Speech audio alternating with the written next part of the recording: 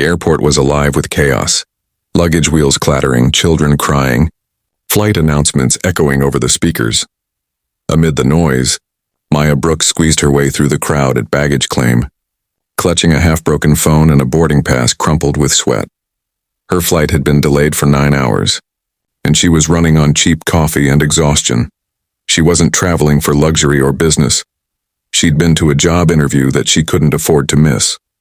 Now, all she wanted was her luggage and a hot shower before heading home. When the carousel began to move, a sea of nearly identical black suitcases appeared. She spotted one, plain, square, with a tiny red ribbon tied to the zipper, just like hers. Without a second thought, she pulled it off the belt.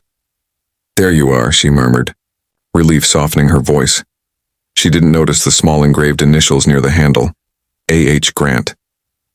Dragging the bag behind her, she slipped through the automatic doors, her reflection flickering in the glass. The cold evening air hit her cheeks, and for the first time all day she smiled. Meanwhile, across the same terminal, Alexander Hayes Grant, CEO of one of the city's largest investment firms, stood near the carousel, his phone pressed to his ear. "Yes, I know the meeting is at 9, he said, his tone clipped. "I'll be there. Just have the reports on my desk."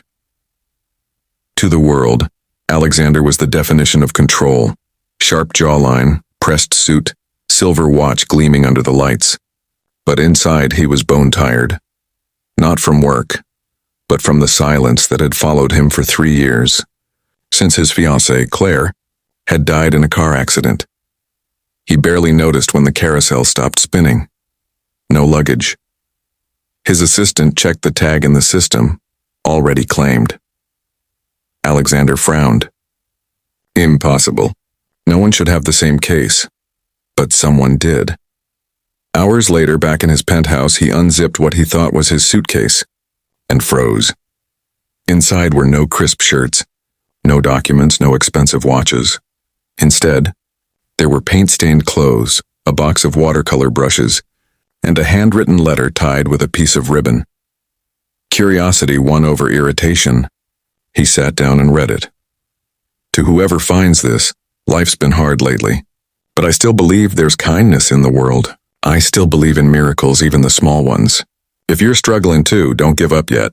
Someone out there still needs your light." His hands trembled slightly.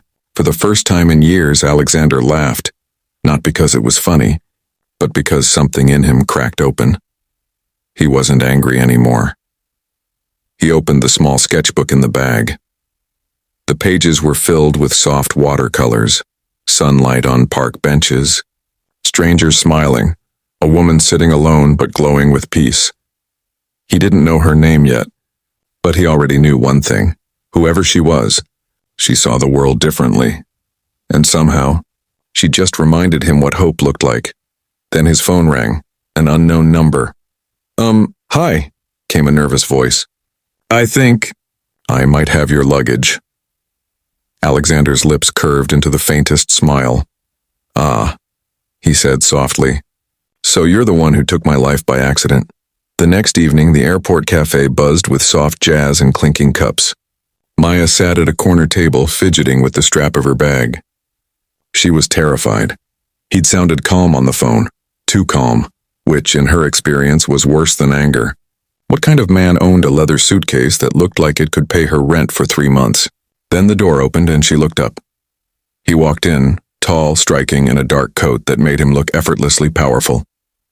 His eyes, though, were tired, thoughtful. "Maya Brooks?" he asked, his voice deep and composed. Yes, that's me," she stammered, standing awkwardly. He smiled faintly and set her suitcase down beside her.